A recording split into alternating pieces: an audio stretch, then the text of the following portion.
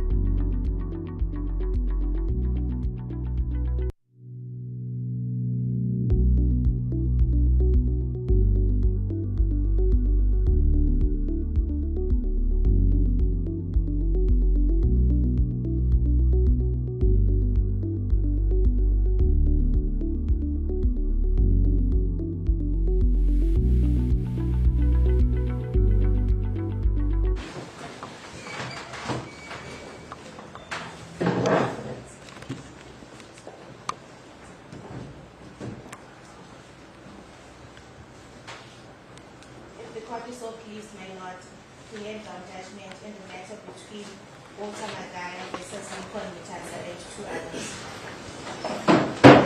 If you please do not quote my lord, Chatamuza is my name. I appeal on behalf of the applicant. I'm appealing together with Mr. T. Makamure.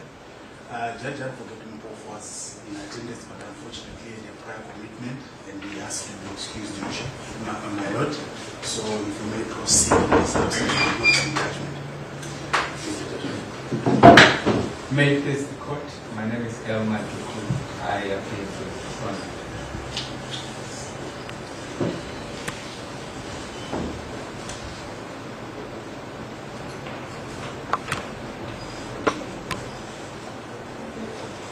Here are the reasons for judgment.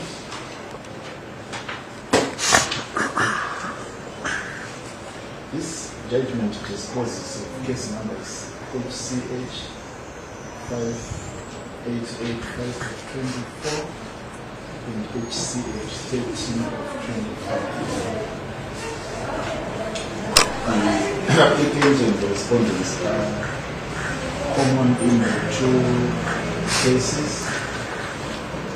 The applicant in each of the cases is Walter Magaya, who is described or describes himself in the affidavit found in affidavit in both cases as a renowned minister of the gospel and a passionate football enthusiast who is proudly supporting local football, serving as a dedicated benefactor to the sport. This submission is not controverted. The first respondent is Lincoln Mutasa, cited in his official capacity as the chairperson of the Zimbabwe Football Association Zifa Normalization Committee. The second respondent is the Electoral Committee of the Zimbabwe Football Association, described as the committee empowered to, and I quote, organize and run elections within Zifa in terms of the electoral code for the Zimbabwe Football Association in 2024. It is the committee that the applicant claims to have disqualified him from contesting in the Zifa Executive Committee elections. The applicant had filed his nomination papers to contest for the position of president of Zifa. The third respondent is the Zimbabwe Football Association Zifa Normalization Committee, and was described as the temporary football association duly established in terms of the law to do the work of the Zimbabwe Football Association. It was described as the entity which acted as the Zifa Electoral Committee in terms of Article 85A of the Zifa Statutes. I make a side comment here that I observe that the manner of pleading the description of the parties lacks precision. In pleading a case in the court, it is important for the applicant to plead facts which show the legal status and capacity of the applicant to sue, as well as the legal capacity of the respondents to be sued. For example, it would be proper to at least allege that the applicant is an adult male or a female person, as the case may be. The applicant should also allege the juristic status of the respondent. The applicant did not plead the legal or juristic statuses of the respondents, and this has caused problems. And you will always cause problems if one party takes issue with the identity and the status and capacity of the person either suing or defending the cause of the matter. however, occurs to me that Rule 59 from the 1 of the High Court Rule 2021, which provides that the court application shall be in Form 23 and be supported by one or more affidavits may need to be tweaked with or be improved to provide for the requirement that the statuses and capacities of parties to sue or be sued should be pleaded. This is not something novel because Rules 12 and 13, which provide for summons and declarations respectively, are elaborate on stating matters to be pleaded in those pleadings. These matters include the requirements that full descriptions of the party suing and of the party being sued, as well as the capacities of which the suer has said are matters to be sued. The applicant, in settling these papers through his counsel, did greatly in this regard. It was therefore not surprising that the respondents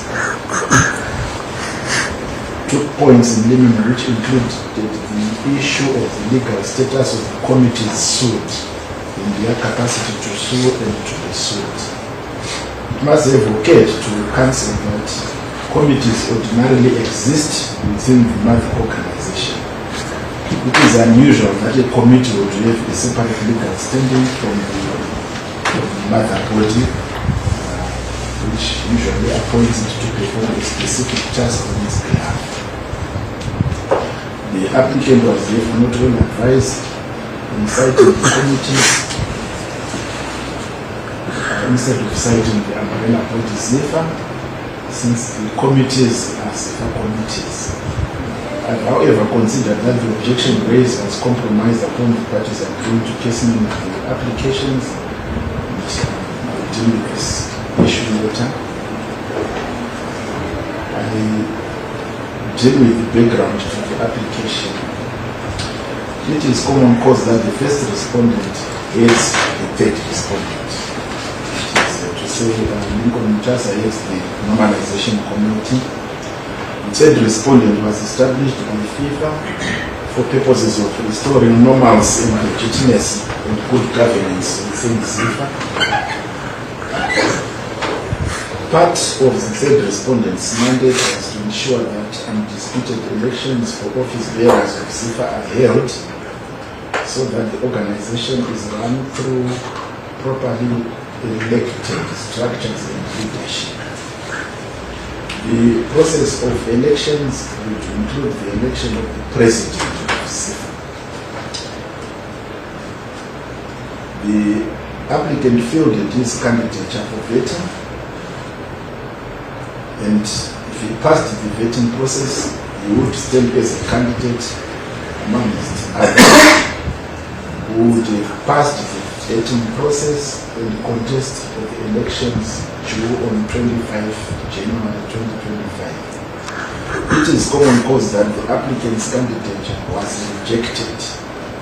It is communicated to him by letter, a decision which the applicant was not happy with, hence he is coming to court for relief. On 31 December 2025, the applicant filed his application under case number HC5885 of 24 for review of the decision to disqualify his candidature. The applicant prayed for the following order in his draft order.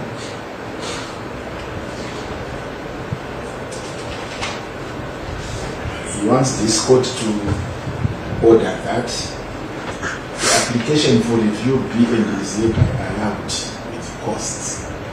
2. That is the third respondent's decision, whilst acting as the second respondent, to disqualify the applicant as a candidate for the Zimbabwe Football Association executive election is hereby set aside. 3. Wants this court to declare that the applicant be permitted to stand as a candidate for the Zimbabwe Football Association election for the position of president to the extent that applicant shall be included on the ballot for votes within 2 days of this court granting that order. The respondents filed their opposing papers on 3 January 2025. The opposing affidavit was deposed by the first respondent, Lipon Mutasa, who described himself as, I quote from paragraph 1 of the opposing affidavit, I am the first respondent herein. I am the chairperson of the second and third respondent, and as such, I am authorized to depose to the contents of this affidavit for and on behalf of the second and third respondents, and the facts deposed to are within my personal knowledge and to the best of my belief, true and correct. The deponent to the affidavit then went on to the substance of the application, which included the taking of points in limine and responding on the merits.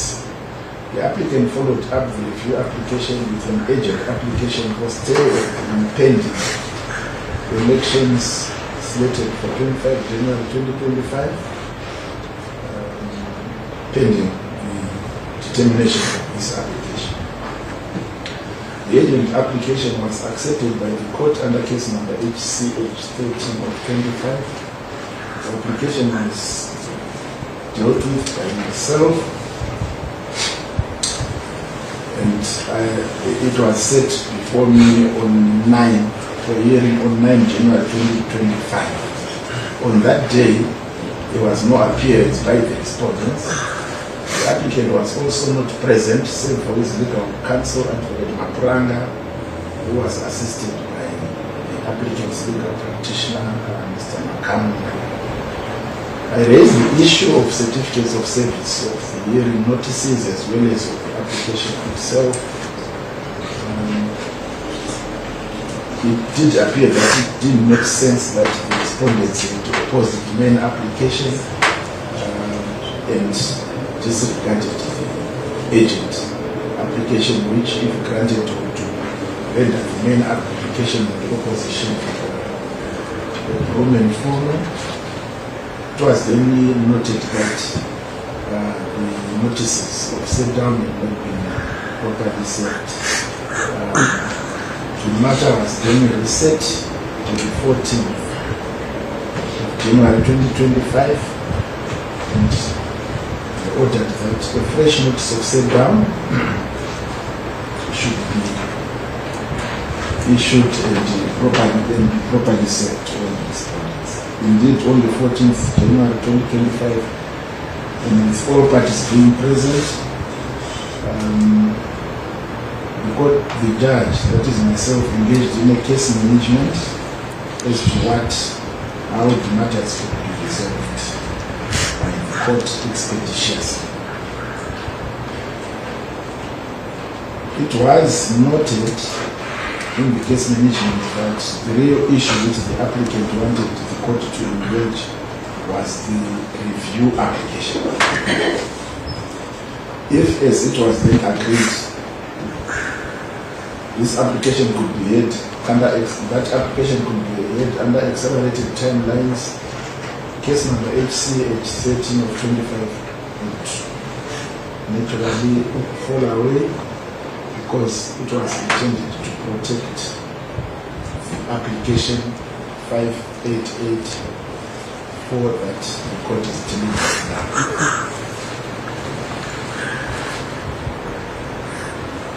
The parties then agreed that the review application should be fast-tracked and held as a matter of urgency, as it constituted the real dispute requiring the court's resolution. So the parties agreed on timelines for filing the necessary documents to complete the pleadings filing and the court application to be in proper order.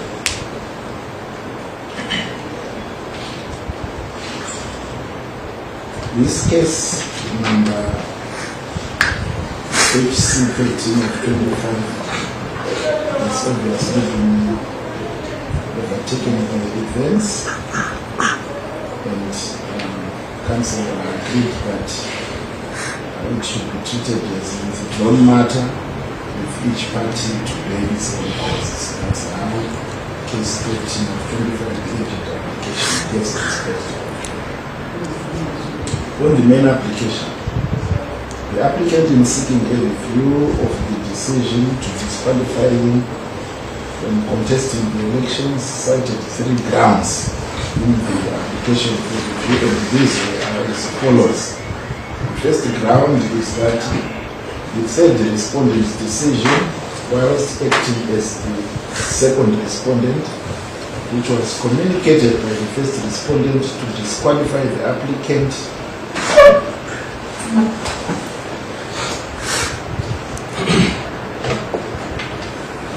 owing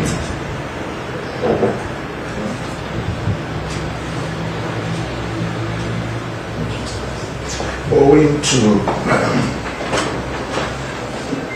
his non-submission of ordinary level certificates on the basis of a flawed construction of Article 38 sub-Article 7 of the Statutes of the Zimbabwe Football Association 2024 is grossly unreasonable in its defiance of logic, that no reasonable man applying his mind to the facts and law attended to it would have reached such a decision.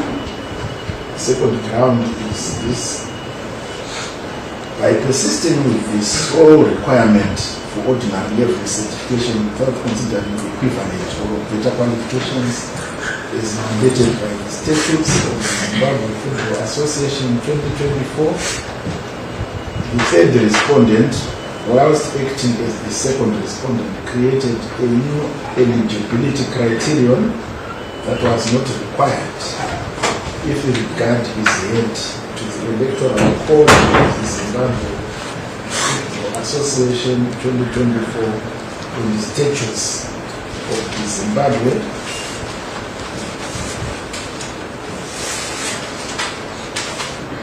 Football Association 2024, which was grossly irregular and resulted in a grossly unreasonable decision that defies logic.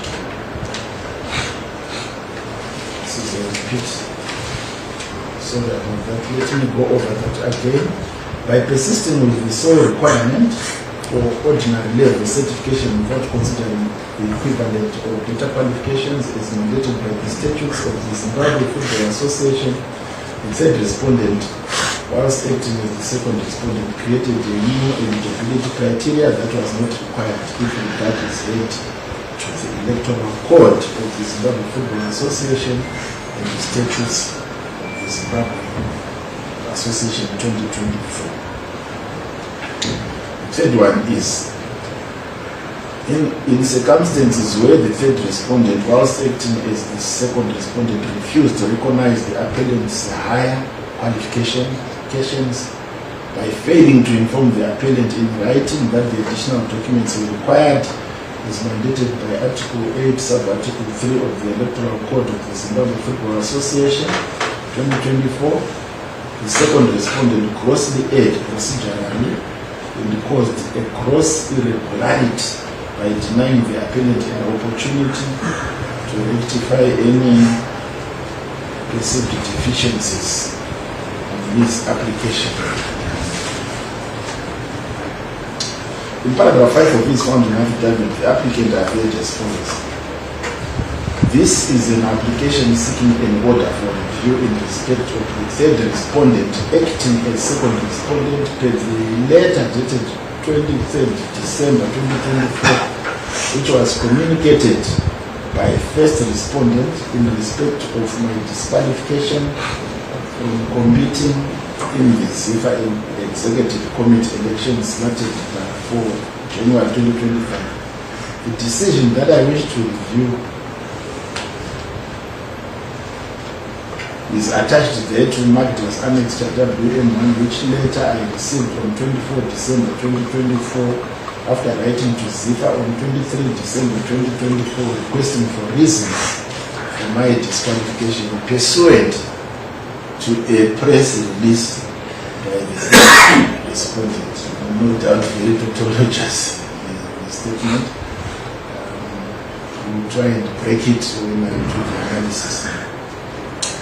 The applicant deposed in paragraph 6 of his affidavit that his application was being made in terms of sections 26 and 27 of the High Court Act, Chapter 706, as read with section 4 of the Administrative Justice Act, Chapter 10.28, and the Rule 62 of the High Court Rules 2021.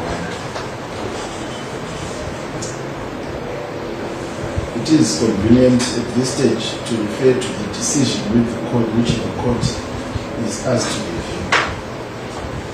The letter given under the end of the first respondent reads as follows. That is the letter which advised the applicant of his rejection of his candidate. And it is written on the letterhead of Zifa. 23 December 2024, I read that letter addressed to Mr. Walter Magaya. Notification of integrity check results for Zifa Executive Committee elections. I regret to inform you that following the integrity checks required for candidates in the upcoming Zimbabwe Football Association Zifa Executive Committee elections, it has been determined that you have not met the necessary criteria to proceed as a candidate. Specifically, this pertains to the non-submission of your ordinary level certificates. We understand that this news may be disappointing. The integrity checks are a crucial part of our commitment to upholding the highest standards of ethical conduct within our organization. This process is essential for fostering trust and transparency in our operations and ensuring that all candidates meet the rigorous standards expected by the football community. We encourage you to remain engaged with Zifa and continue to contribute to the development of football in Zimbabwe. Should you have any questions regarding the integrity check process or you require further information, please do not hesitate to contact us. Should you wish to appeal, please kindly note the process is outlined in Article 85, Sub-Article 9 of the Zifa Statutes. Thank you for your understanding and continued support. Yours sincerely, Lincoln C. Mutasa, Chairman, Zifa Electoral Committee. In relation to the process leading to the elections, the applicant in paragraph 9 of the founding affidavit described how he went about the process as follows. In November 2024, following a prolonged period of purported governance challenges and the establishment of the Zifa Normalization Committee, the third respondent issued a call for executive committee nominations. This move was part of an effort to restore stability and legitimacy within the Zimbabwe Football Association, Zifa. Recognizing the importance of this electoral process, I, like other presidential aspirants, submitted my candidacy documents on the 11th of November 2024, committing to contribute to the revitalization of football governance in Zimbabwe. See attached copies of my documents, attached here to and marked as Annex WM2 series. I hasten to point out that Annex WM2 series was informed by the provisions of Article 38, sub-Article 7 of the Zifa Statutes 2024, which deal with educational requirements for candidates, and I aver that I duly submitted the following documents with the second respondent. 1. Detailed copy of my curriculum vitae. 2. Higher certificate in marketing, University of South Africa, UNISA 2011. 3. Higher certificate in theology, University of South Africa, UNISA 2019, cum laude, that's with a distinction. See Annex WM2 series for ease of reference.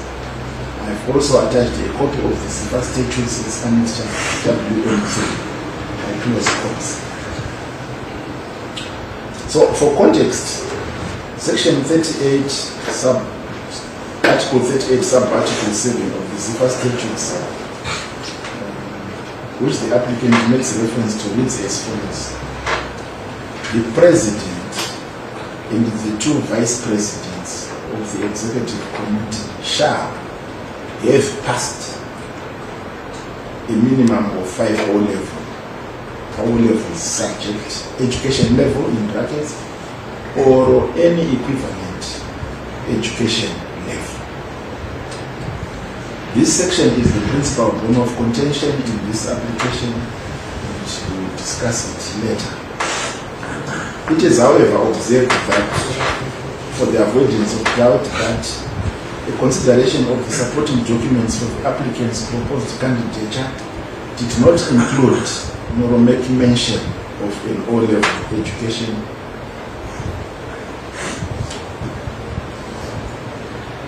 A consideration of the applicant's curriculum vitae reveals no reference to an O-level qualification. In relation to the applicant's specific bone of contention, he set it out in paragraph 12 of his found affidavit, and this is what he said.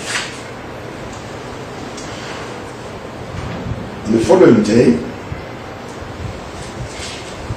that is on 24 December 2024, I received a backdated letter from the second respondent, dated 23 December 2024, authored and signed by the first respondent. This letter informed me of my purported disqualification from the Zifa Executive Committee elections, citing the sole reason that I had not met the necessary criteria to proceed as a candidate.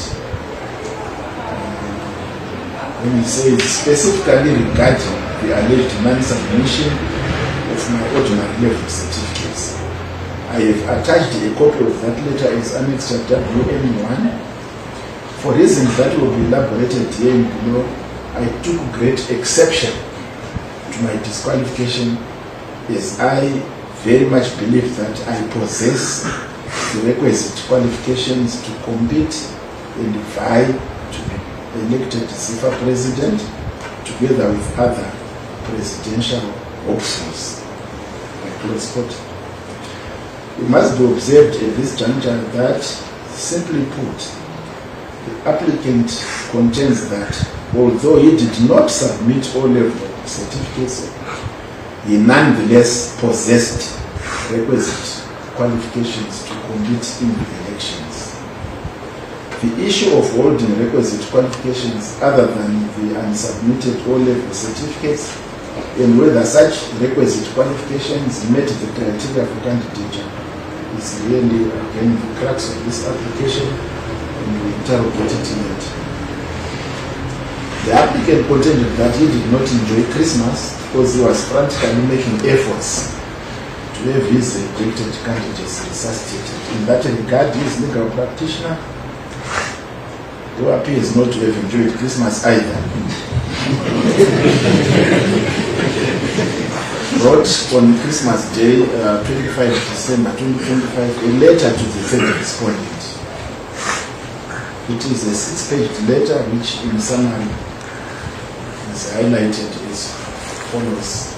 The highlights of that letter was that Zifa was said to be an administrative body and was as such required to act lawfully, reasonably, and fair. 2. That Zifa had abrogated that duty to act lawfully, reasonably, and fair. 3. Is stated in paragraph 4 and 5 of the letter, which I will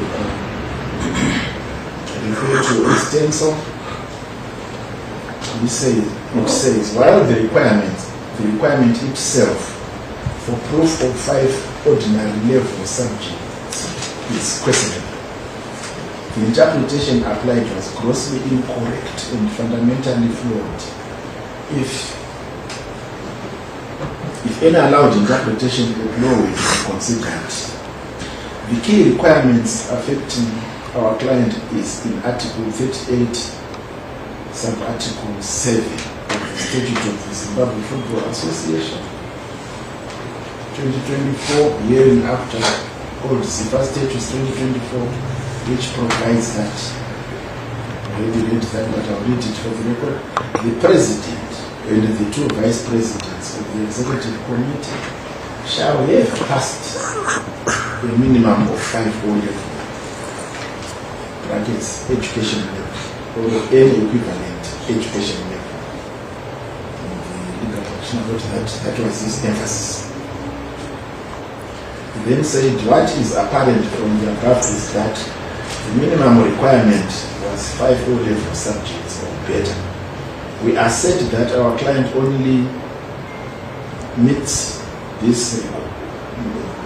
requirement. It does not only meet this requirement but exceeds it, having provided the following essential qualifications: higher certificate in marketing, University of South Africa, UNISA 2011, National Diploma in Marketing, University of South Africa, UNISA 2015, higher certificate in theology, University of South Africa, UNISA 2019, passed with a distinction.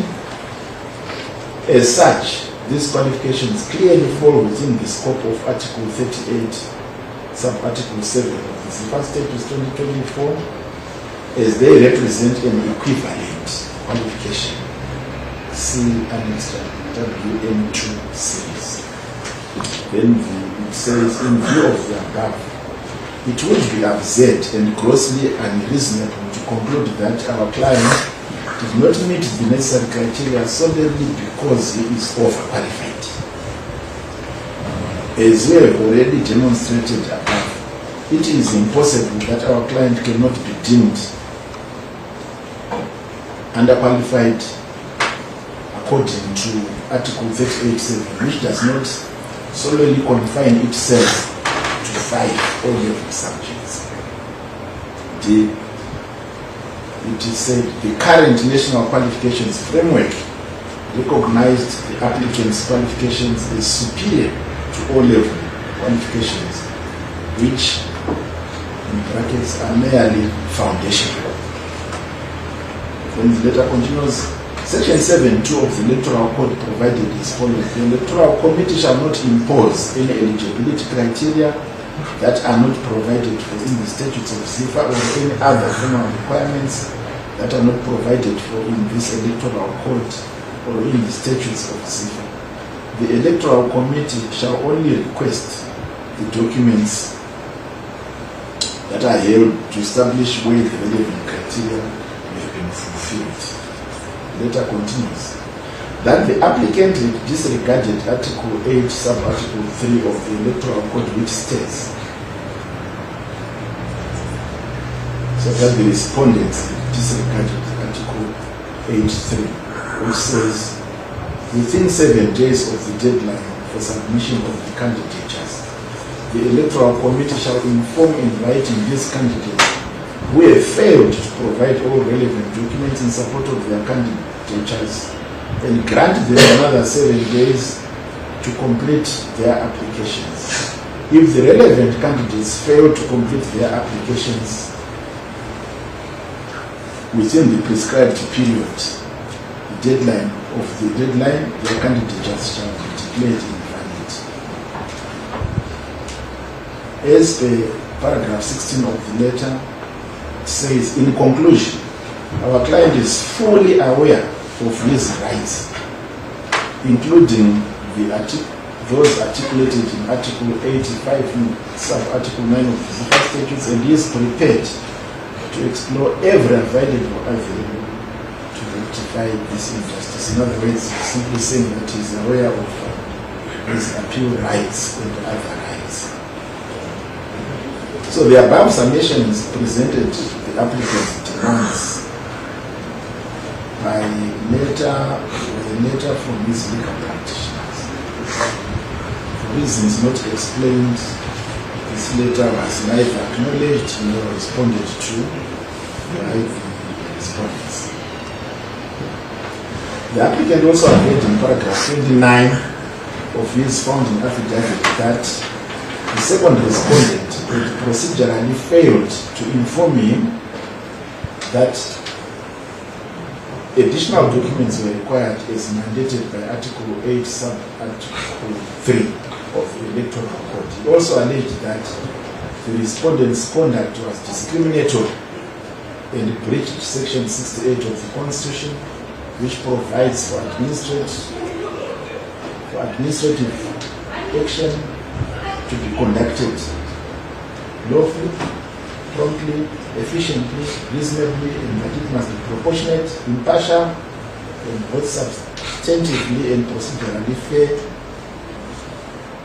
is further provided for in Section 31 of the Administrative Justice Act, Chapter 1028. The applicant justified his approach to this court despite having lodged an appeal with the Court of Arbitration for Sport cases by stating that a route presented its challenges. He also noted that there were no appeal structures within Zifa, and that in any event the decision with which he was aggrieved was made by the third respondent sitting as the second respondent. The implication being that an appeal will be dealt with by the same body who are the respondents in the matter. The respondents opposed the application on various grounds, starting with points and limit. The first point made was that the applicant had not cited the Zifa Ethics Committee, yet it was the one which conducted the integrity checks. I did not find this objection to have substance in as much as the legal status of that ethics committee to stand alone separately from Zifa, represented by the normalization committee, is concerned. The objection was taken in the circumstances of this case, despite my saying that we don't sue committees. In this case, this objection, in my view, was taken in terror because the Zifa ethics or any other committee are the working organs of the Zifa or of the normalization committee as the case may be. For the same Zifa to really say, sue my committee, with respect, in sense cap. Question is, who is Zifa anyway, if not a juristic body which operates through individuals? It may be constituted into committees, and whatever decisions are made are Zifa decisions at the end of the day. Well, unless Zifa then distances itself from those decisions. There was an objection that the applicant had not cited another body, Zifa. It was alleged that as the entity which conducts elections, Zifa ought to have been cited. It was averred that the non-citation of Zifa was fatal to the application. It was also averred that the second and third respondents were only committees of Zifa. So it appeared to me that the issues raised here were not raised bona fide. They were just raised for the sake of it, and their pursuit was not conducive to advancing the finalization of the dispute before the court, but to throw spanners in the matter and prolong the determination of the dispute.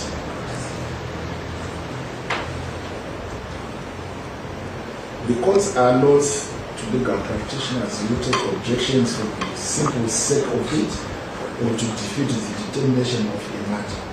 It is common cause that Zifa currently acts through the normalization committee chaired by the first respondent. It is clear that the parties are aware that the normalization committee is the face of functionary, the face of function by Zifa. It is in fact Zifa in court when one refers to the normalization committee. That much is clear that the dispute that the court is dealing with pits the applicant against Zifa. The semantics of references to a normalization committee instead of Zifa is really an issue which, if respondents and the applicants get engaged, they would simply have agreed to revisit how best to describe the said respondent.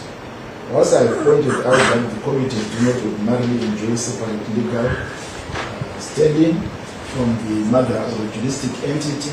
The situation within Zifa is unique in that its functions are administered by the third respondent, led by the first respondent. This has caused confusion. I, however, have no doubt that parties are clear on who is litigating in this application, and no prejudice or inability to defend the respondents by the respondents has been alleged or established. In their oral submissions and days of arguments, Counsel did not advance the issue of the legal incompetence of the respondents. However, the applicant did not abandon the objections, and it then became necessary for the court to zero in on them. There are objections which should, in the circumstances of this case, not have been raised. The respondents objected to the jurisdiction of this court to entertain the matter. In paragraph 6 of the opposing affidavit, that objection was coined as follows: the High Court does not have jurisdiction to entertain this matter. The Zifa Statutes, Article 65, clearly ousts the jurisdiction of any ordinary court in the resolution of disputes affecting Zifa. The election in issue is to be done by Zifa for Zifa.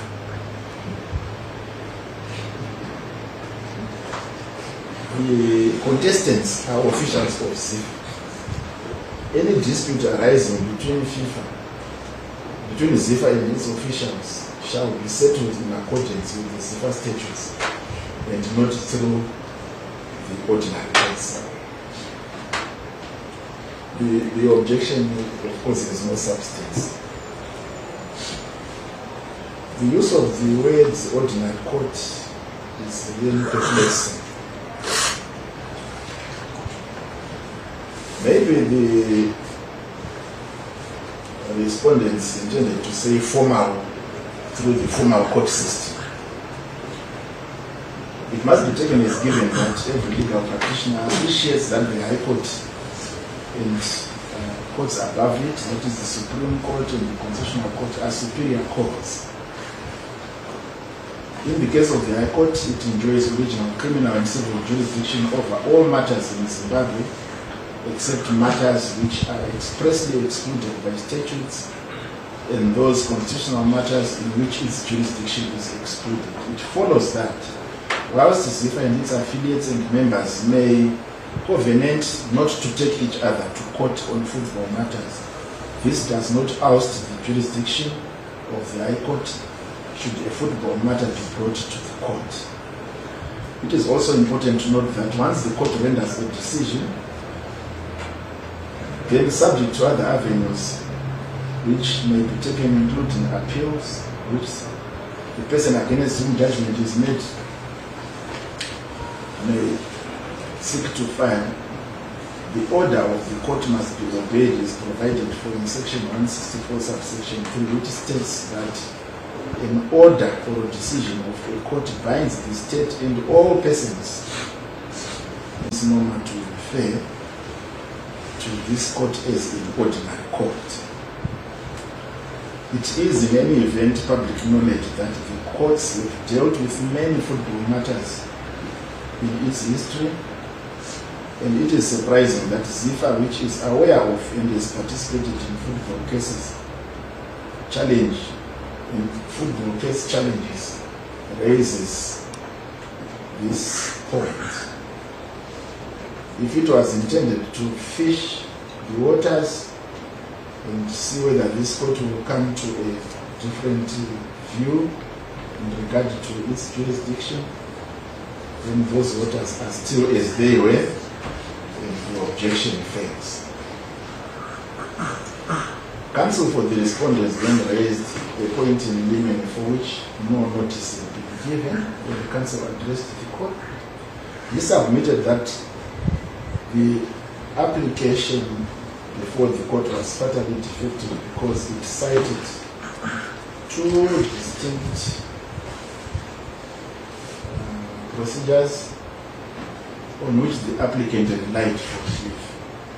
Counsel submitted that the applicant could not seek a review based on sections 26 and 27 of the High Court Act, and in the same vein combine it with reliance on section 4 of the Administrative Justice Act.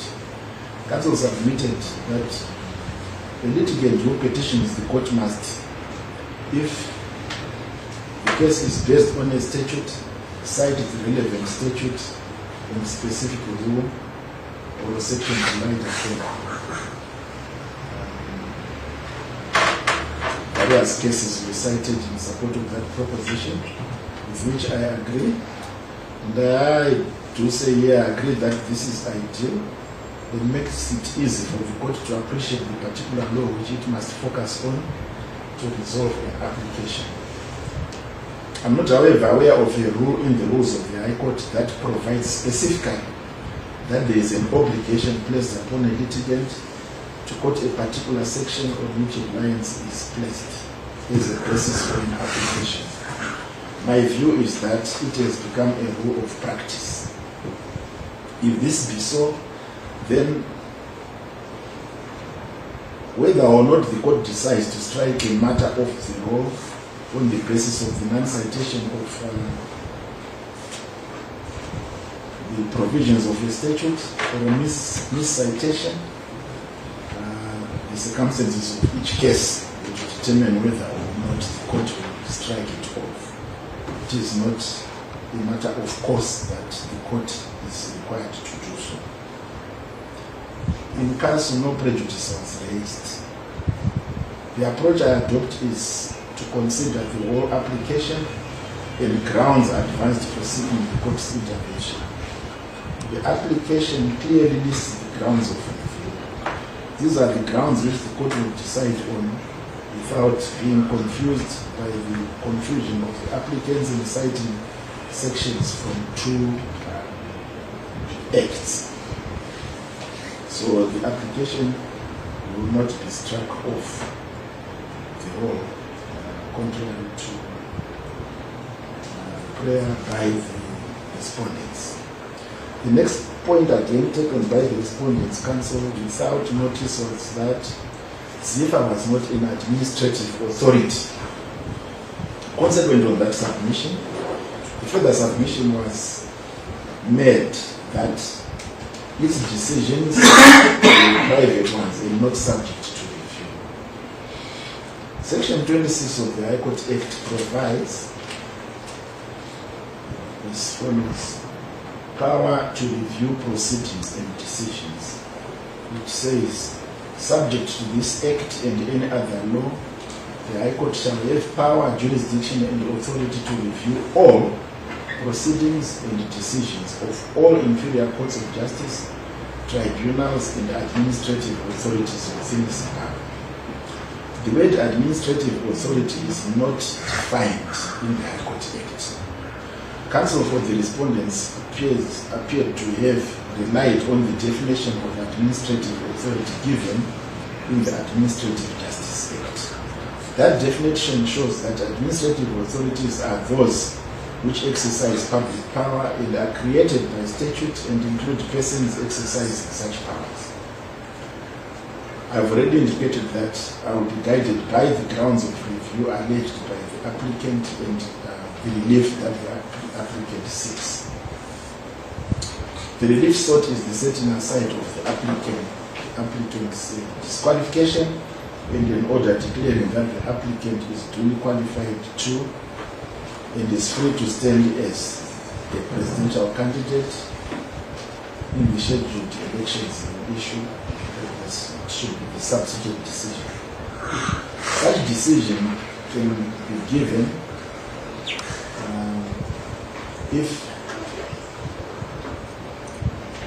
if the act complained of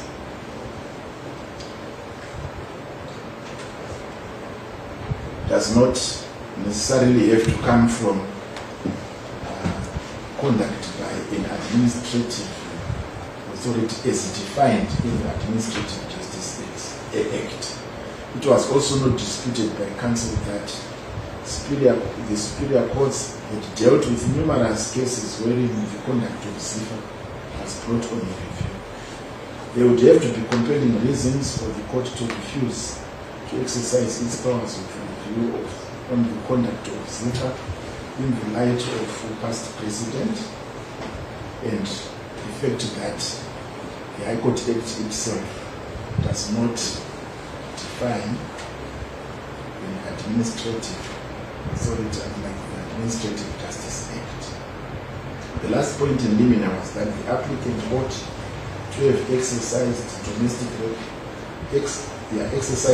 remedies in the form of arbitration is provided for in the statutes of Zifa. Counsel submitted that the court should defer to football bodies dealing with their own matters.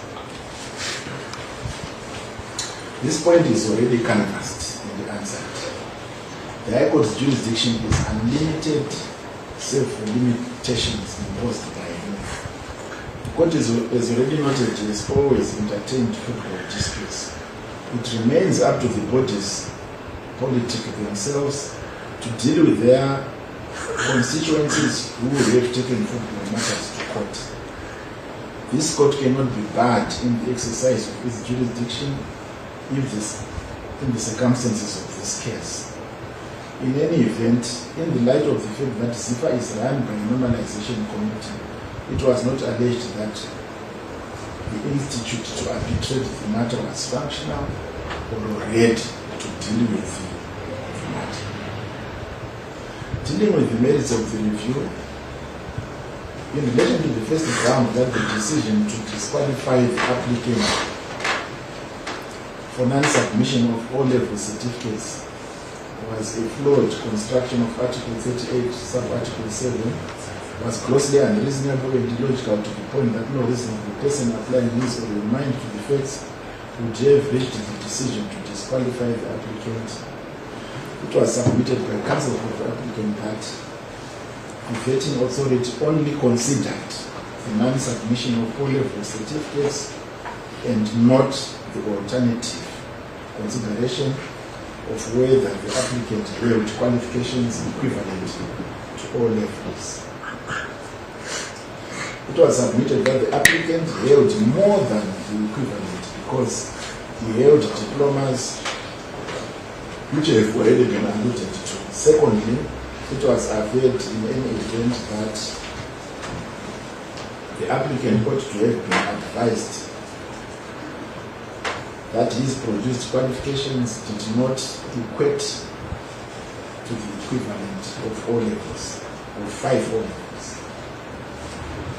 Counsel submitted that the issue of whether the applicant's diploma qualifications equated to O-levels was not an issue needing to be addressed at this juncture before this court, because the decision to disqualify the applicant must be held to be flawed on account of the failure by the vetting authority to deal with that issue. It was argued that this court cannot sit as a vetting committee. Counsel argued further that the O-level requirement was the minimum, and that for the vetting committee to have disqualified the applicant in the face of the diplomas meant that the committee considered him to be overqualified. Applicant's counsel further argued that the decision to disqualify the applicant was made in circumstances where the applicant was denied his right to be given 7 days to produce all documents. It was argued that giving time to the applicant would enable him to engage with the vetting authority and rectify his papers.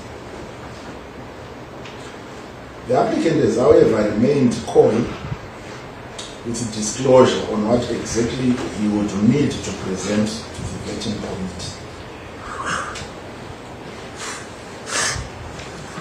it is my view that the applicant needs to be candid and to take the court into his confidence. It is still not clear as to whether the applicant holds an O-level certificate or qualification. He did not produce any evidence to show that the diplomas equate to the O-level qualification. Even if the court does not determine the issue of the equivalence or overqualification of the applicant, at least according to the applicant's submissions, this court should have an insight into matters which the applicant requires to have interrogated by the vetting committee. The issue cannot just be resolved by a prayer for a simple setting aside of the decision and leaving the matter at that. The powers of the High Court on review is set out in Section 28 of the High Court Act are expressed as follows.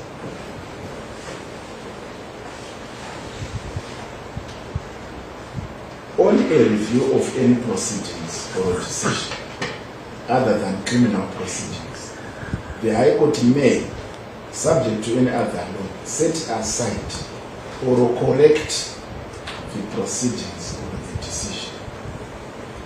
It is therefore ill-advised for an applicant to be coy with facts because the court's powers go beyond the setting aside. A decision can be corrected by the court. That implies that if, for example, an applicant was in fact the holder of an O-level certificate and produces it in his affidavit to the court can properly correct the decision of the committee whose decision has been taken on a review and certify that the applicant in fact meets the criteria. It is within the powers of this court. The applicant who had time and ought in this application to have provided some evidence of the relationship between O levels and the diplomas did not do so. He was not properly advised not to disclose or provide such information or facts. During the hearing, the court asked the applicant's counsel to advise the court whether or not the applicant held an O-level certificate, and if so, whether he could produce it.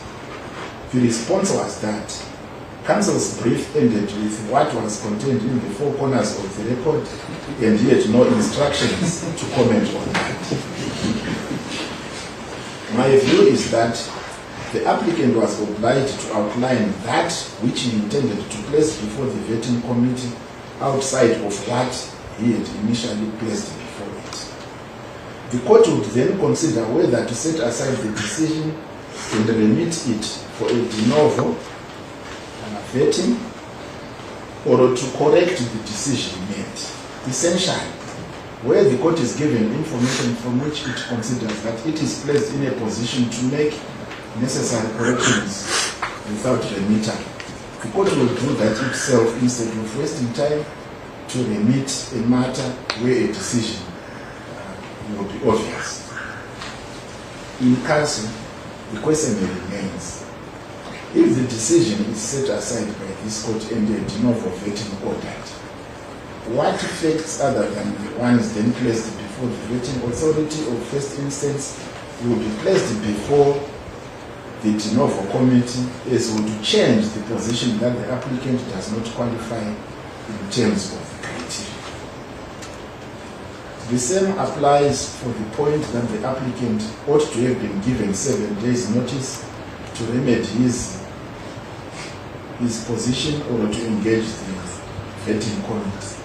He again leaves it at that and does not give any hint on what he proposes to produce to the vetting committee. In my view, the court does not just set aside a decision and remit the matter for a de novo simply because the applicant was not granted a notice to remedy his papers. The applicant should be open and say, this is what I wanted to do if I had been given that notice, and these are the documents I would have produced had I been granted the 7 days notice. When the court asked his counsel whether the applicant required the 7 days notice. Counsel responded that all that the applicant wanted was the setting aside of the decision. It was also submitted that there had been a conversation between the first respondent, that is Mr. Mtasa, and the applicant, wherein it is alleged that the first respondent advised the applicant that his disqualification had not been motivated by the failure to submit an O-level certificate, but that he was disqualified on the grounds of allegations that he was involved in some criminality that which he was never found guilty of. It was averred that the allegation in the answering affidavit was not refuted by the first respondent. That is the allegation that they had engaged and he had been told that it was not because of all levels that his candidature was refused. The applicant may well have conversed with the first respondent, but that is not the point. The point is this. He was disqualified in a process in which he impugns. He must show that that process was flawed in such a manner and to such extent that to disqualify him would not have been reached by a reasonable person because of the defiance to logic and common sense of that decision to disqualify him. The respondent's counsel submitted that all said and done, the crux of the matter was whether the applicant possessed O-level education level or equivalent. The issue was not that the candidate must hold the O-level qualification as a minimum. The issue was whether the applicant possessed O-level qualifications or equivalent with a minimum of 5 past subjects.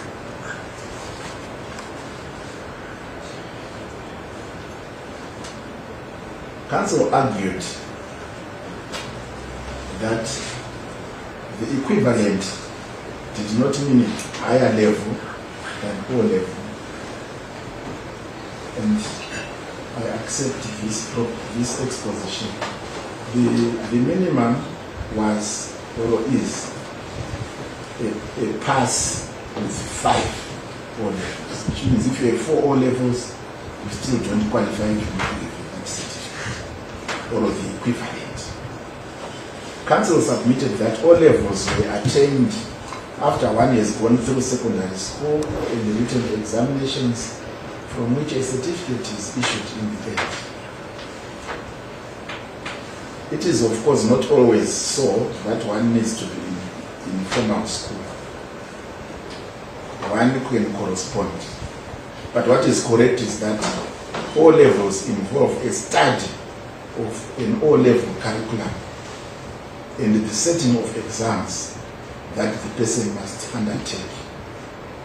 A certificate evidencing sitting for O-level subjects and the result therefore is recorded. The requirement to have O-levels or their equivalent must be met. The fact that one holds a degree, which is a higher qualification, does not, unless the requirement is, that is the requirement by the Zifa electoral statute is amended, absolve the applicant from producing an O-level qualification or equivalent. It is incorrect, as alleged by the applicant, that O-levels are a minimum qualification. The minimum refers to the number of subjects passed at O-level, which is given as 5 O-levels. Thus, if a candidate has passed less than 5, he does not qualify. What this means is that the applicant who relies on the equivalent educational level educational level must show that the equivalent qualification is indeed equivalent to a minimum of those 5 past subjects and must give an indication of the curriculum that is covered by that equivalent. Just for the avoidance of doubt, if one relies on a diploma, the issue is not that a diploma is higher than an O-level certificate. It must be equivalent to an educational level which equates to not less than 5 O-level subjects passed. The applicant would be required to produce the O-level certificate or equivalent even if he holds a PhD. That is the spirit behind Article 38.7. To argue then that a diploma or indeed anything higher than that is equivalent to 5 O-levels is a misinterpretation. In the present matter, as I have indicated, the applicant has been called with disclosing the further information or evidence or effects which would likely alter his position. The court does not just set aside a decision for a minor omission or infraction in procedure by a body whose decision is on review, but goes into the proceedings to see if they can be corrected as well. An applicant who gets an opportunity to ventilate his position but takes the stance that he only wants the court to set aside a decision because a procedural omission occurred and leaves it at that, places himself in difficulties because the court, before setting aside a decision, must be satisfied that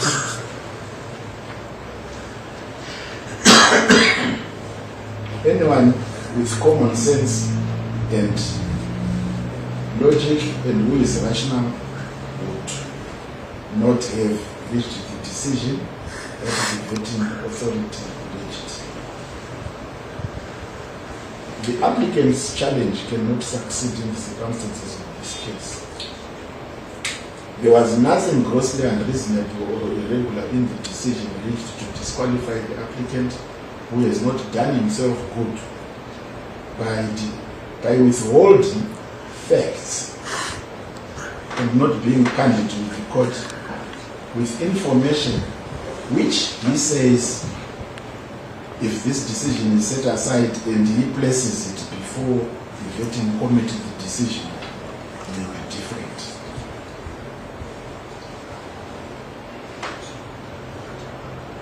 Accordingly, the challenge by the applicant cannot succeed. That leaves the question of costs. It is my view that the challenge by the applicant was not frivolous or vexatious and involved a matter of public interest. I am of the view that the appropriate order in relation to costs is one in which each party must pay its own costs. Accordingly, I dispose of this matter as follows. This application is dismissed and each party will pay its own costs. Those are the reasons. Anything else? This court will check.